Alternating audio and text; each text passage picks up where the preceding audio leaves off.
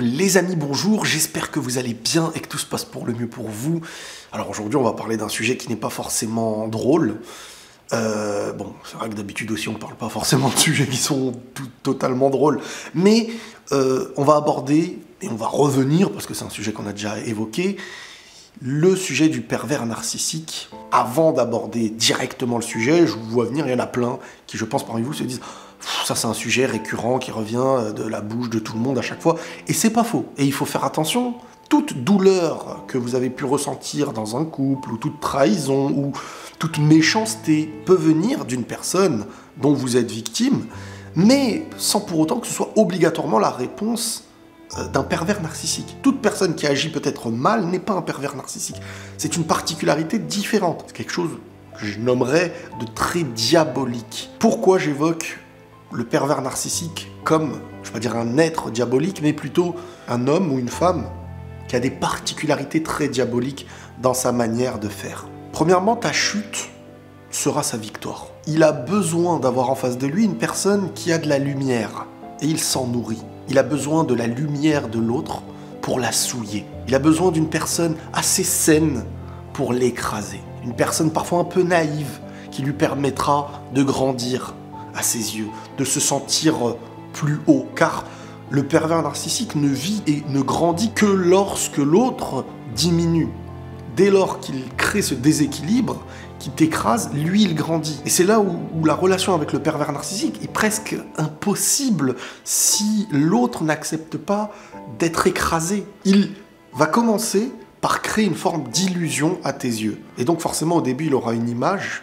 Inconsciemment, je pense que c'est inconscient, il va détecter la proie, et dès le départ, il va avoir une image, à tes yeux comme aux yeux des autres, extérieurement, des plus clean. Tu ne te diras jamais au début que cette personne voudra m'écraser. Mais dès lors que vous êtes dans cette relation, j'ai même envie de dire dans cette prison, là, tout commence. Le moment où le rêve aura été vendu, et le moment où tu as le sentiment d'être écrasé, tu n'arriveras pas à percevoir à quel moment cette situation elle a été inversée. Tu n'arriveras tellement pas à comprendre que tu ne sauras même pas si tu es en train d'être écrasé ou tout simplement si tu es dans l'illusion qu'il a créée. Et cette illusion qu'il a créée, c'est celle de te faire croire que tu ne vaux rien, que c'est une chance absolue d'être avec lui, que sans lui, ta vie n'existerait pas, que tu ne pourrais que échouer toute chose que tu entreprendras. Étant donné qu'il a besoin de ta chute pour s'apaiser et se sentir en paix, de se nourrir de ta lumière et la souiller, il a besoin de te rappeler que tu n'es peut-être pas à sa hauteur, que tu n'es pas forcément beau ou belle, que tu ne peux pas réussir telle ou telle chose, mais vraiment avec sérieux. Non, ce n'est pas dans l'énervement. Parce qu'on pourrait faire la distinction de se dire, dans l'énervement, quelqu'un peut dire « Ah, tu n'arriveras jamais à ça ». Non, non, non. C'est de sang-froid qui pourrait te convaincre que tu n'es pas apte, que tu ne vaux pas mieux. Et il cherchera à t'expliquer, mais à ses yeux, de manière rationnelle, que tu ne vaux rien. Mais que c'est comme ça. Et que le fait qu'il t'accepte dans sa vie, c'est déjà ta victoire. Une grande particularité, c'est le fait d'avoir à t'éloigner de toute possibilité de fuite. Et quand je dis fuite, je parle aussi de l'entourage. Une volonté de t'éloigner de l'extérieur de cette prison.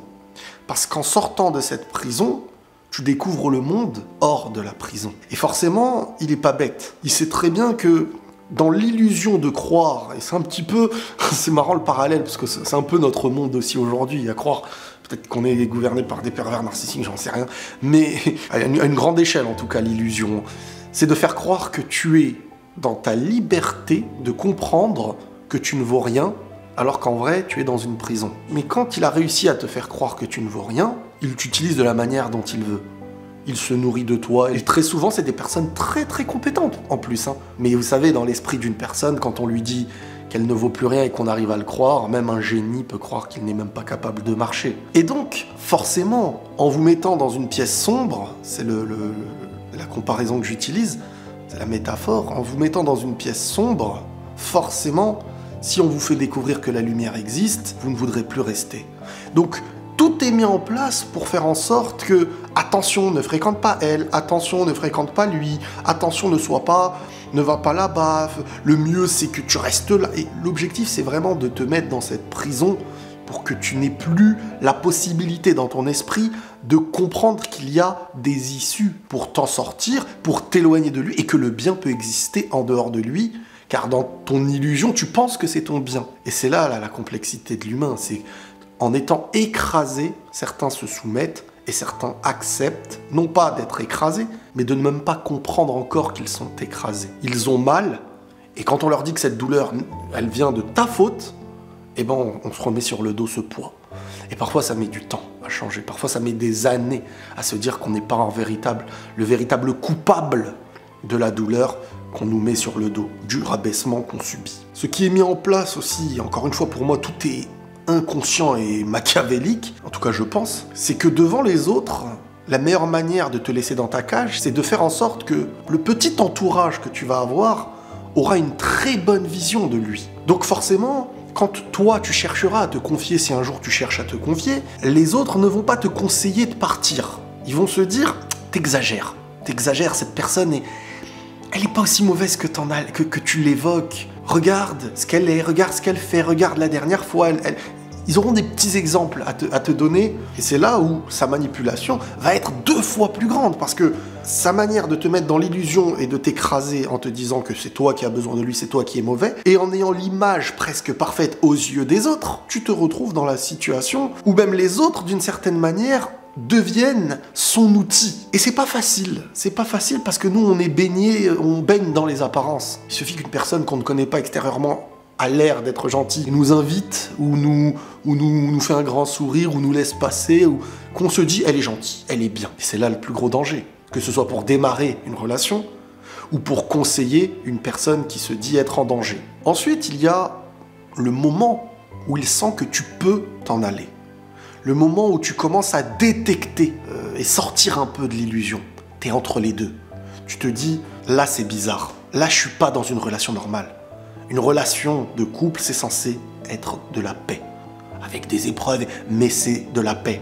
Il n'y en a pas un qui est écrasé et l'autre qui écrase. Et dès lors que tu commences à chercher petit à petit la fuite, bah forcément, il va doubler d'énergie. Et là, en fonction des gens, ça dépend. Il y a des gens qui sont violents, il y a des gens qui sont très violents psychologiquement sans être violents par les mains, d'une certaine façon. Et ça ne veut pas dire qu'ils sont moins violents, parce qu'ils peuvent certains peuvent plus être détruits psychologiquement qu'avec les mains. Ce qui n'empêche que la violence physique n'est pas à sous-estimer. Mais c'est vraiment pour faire comprendre que ce n'est pas parce qu'il n'y a pas de violence physique que la violence psychologique ne peut pas mener au suicide, hein, pour aller vite, pour dire les choses clairement. Donc là, il va commencer à y avoir ce regard, cette volonté par la peur. Même si c'est quelque chose qui est usé très rapidement dès lors qu'au début tu cherches un peu à fuir dès que tu estimes que ça devient dangereux, mais une fois que l'illusion est mise en place, cette volonté par la peur. Et là, vous allez percevoir un regard, et c'est pour ça que moi je dis diabolique.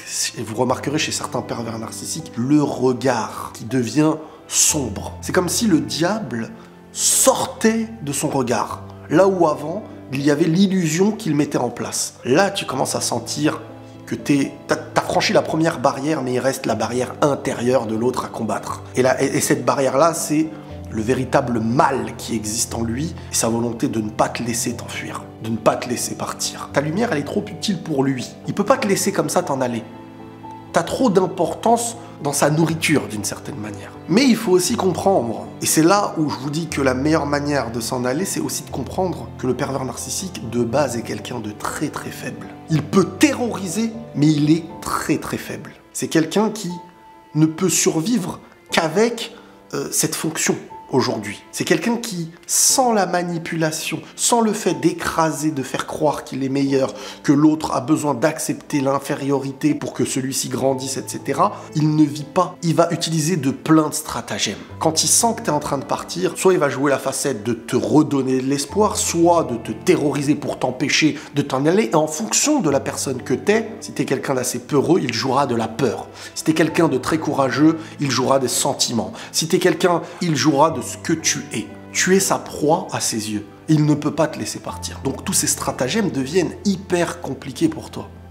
Et ce que tu dois te dire, c'est d'être convaincu à 110% qu'une chose est terminée. Avec tout ce que ça implique. Parce que sinon, parce que même sur le moment où tu vas te dire, il va accepter temporairement la fin d'une chose, et je précise bien le temporairement parce qu'il y a toujours une deuxième, une troisième tentative, tant qu'il n'est pas convaincu à 1000% que tu ne reviendras jamais, il donnera tout, pendant, vers la fin, et même après. Et là, il faut être très très fort, parce que, vous savez, dans le moment où une personne se sépare, divorce, etc., il y a ce moment où tu te dis, et beaucoup te le disent malheureusement, est-ce qu'en vrai, je n'aurais pas dû peut-être accepter certaines choses pour être... parce que là, je me sens seul, parce que là... Le sujet de la séparation, c'est très complexe, parce qu'autant il ne faut pas pousser les gens à se séparer pour rien, et autant, c'est pour ça que je précise, tout le monde n'est pas un pervers narcissique, tout problème ne doit pas être obligatoirement séparation, mais il y a des séparations qui doivent être obligatoires, et c'est au cerveau et à la réflexion de chacun de savoir mettre de la nuance là où il faut. On ne peut pas aujourd'hui arriver et dire à une personne, il est comme ça, tu t'en vas. Nous, extérieurement, on ne saura jamais comment les choses se passent. Et je ne serai jamais quelqu'un qui viendra vous dire « Allez-vous-en, ne faites... » Il y a une importance à garder ce qui doit être soudé et il y a une importance à fuir ce qui doit être fui. Donc, à vous ensuite, une fois que vous avez bien compris que là, la fuite est obligatoire et c'est une histoire de survie, parce qu'en vrai, à quoi bon vivre ce genre de vie? On est d'accord. Et j'en reçois plein des messages de personnes qui vivent des choses comme ça et ça a une influence dans tout dans leur vie. Ils deviennent déprimés, et certains disent « je perds la foi », et pourquoi Dieu me fait ça? On peut s'en sortir, ce n'est pas une histoire de Dieu nous fait ça, la vie est faite d'épreuves, la vie est faite de difficultés, et on a nos membres, nos corps, notre cerveau pour réfléchir, on a nos jambes pour s'en aller s'il faut s'en aller, le courage est parfois demandé, parfois ça demande plus que du courage parce qu'il y a de la peur et je peux le comprendre, parfois il y a de la pression familiale, parfois il y a de la pression culturelle, parfois c'est très compliqué et comme je vous dis, la nuance doit être faite intelligemment. C'est intelligemment qu'on doit commencer quelque chose, c'est intelligemment qu'on doit savoir si elle doit se terminer, mais quoi qu'il arrive, pour revenir sur le sujet, la fin de l'histoire avec le pervers narcissique, dès lors qu'on a vraiment conscience qu'on est face à un être diabolique, là, il faut être convaincu à 110% et ne pas se laisser la moindre possibilité de doute, parce que le doute, il saura le faire revenir. Dès que c'est terminé à 100% et qu'il aura vraiment assimilé dans son esprit que c'est fini, qu'il a perdu sa proie, malheureusement, alors certains iront vers quelqu'un d'autre. Et j'espère que, et ça c'est un sujet que j'ignore, le changement du pervers narcissique à quelqu'un qui redevient assez sain dans sa manière de faire. Est-ce que le pervers narcissique est victime de lui-même? Est-ce qu'il est le fruit de son ego, de son manque de travail intérieur, de purifier son cœur? Je n'en sais rien, je ne pourrais pas vous le dire. Mais ce qu'il est, la manière d'être dans la relation, et comment s'en aller, voilà. J'espère que cette vidéo vous sera utile, j'espère qu'elle vous aura parlé. N'hésitez pas les amis à me dire si vous avez été jusqu'au bout. Et si vous avez regardé cette vidéo jusqu'au bout, n'hésitez pas à me dire un pays de votre choix à la fin de votre commentaire, un de vos pays préférés. Les amis, prenez tous soin de vous et la paix sur vous.